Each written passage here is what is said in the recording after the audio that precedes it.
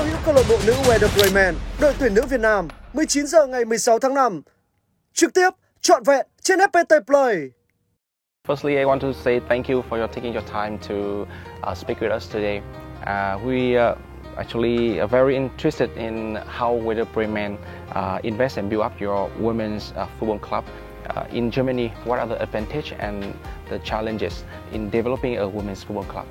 The biggest challenge are the financial issues because currently it's like that we have to invest money out of the football men's department into the women's department.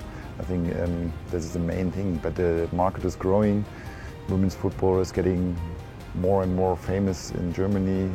We played the semi-cup final in Germany with 57,000 spectators in Hamburg. The final with 42,000 spectators in Cologne. So you can see it's getting more and more interesting. From my point of view, and this is very, very important for us as a club, we have to develop the girls department to educate them very well. We need a better infrastructure for our girls academy because it's, you know, when you have to buy the players, it's always very expensive. Also in the women's football, the transfer fees are getting higher and higher in Europe. So for us it's very important to educate as best as we can our girls to bring them to the first team.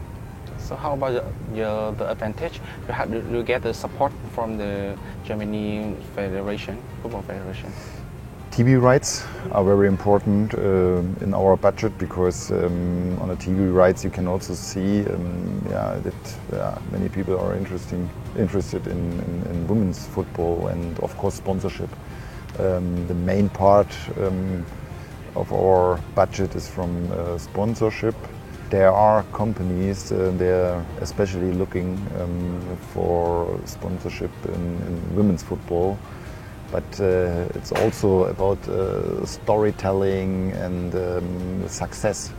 For us it's very helpful.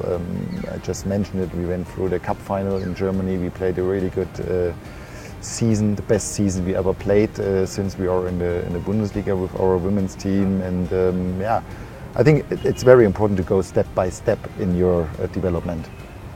Financial issue is a major challenge for developing women's football in Vietnam and Germany also, right? Mm-hmm. So in Werder Bremen, where does the budget come from? The budget comes out from sponsorship, TV rights, and as I said, also from the club that we invest year by year.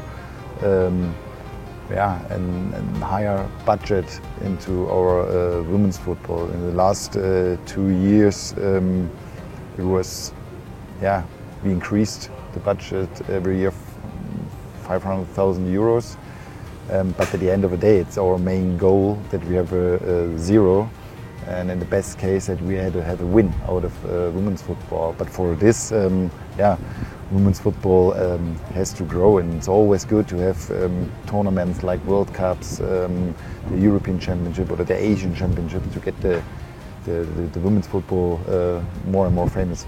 Yeah, in Vietnam, only a small number of the club has a benefit from the sponsorship. Maybe just 2 or 3 in fact.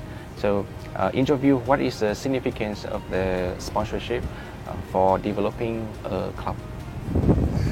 First of all, of course, if you have good sponsors, you can invest more money into the education or into the women's department. But I think it's very important to be creative. It's very important to have a good storytelling, and it's the main part for me to have a really good relationship to your sponsors, to get them more and more interested into women's football. And like I said, there are companies in Germany who are very interested in women's football, and of course they want to see that it's growing and growing. Otherwise it makes no sense for them to invest.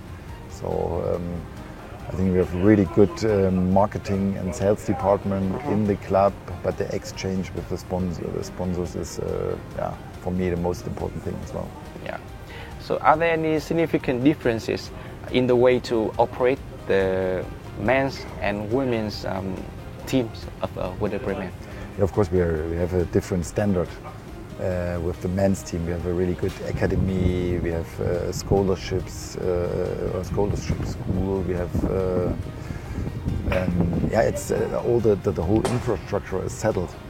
And of course, in women's football, we are keep on working on this. But it's always good, like we can take the knowledge out of the men's team to the football team, and also we have synergies between men's and women's in scouting, in sponsorship, in marketing.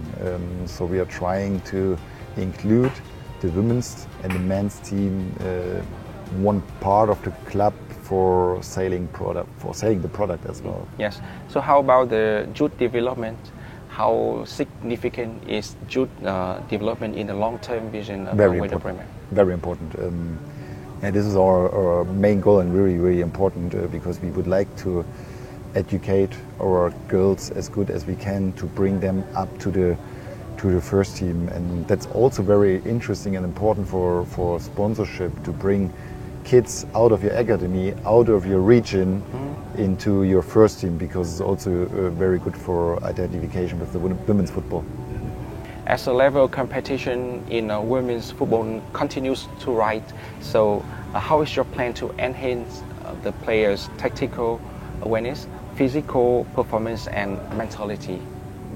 Women's football is developing, and also for us we have to develop the club step by step, because you always have those financial issues, and we have an athletic coach, a new one since 2 years, physiotherapist for the next season. We have a second one as well. We have a mental and health coach, and it's really important to have the same environment for the women's football like for the men's football, because we speak about high performance, and that's why you need both things as well in the women's football like in the men's football. What about the mentality of the club?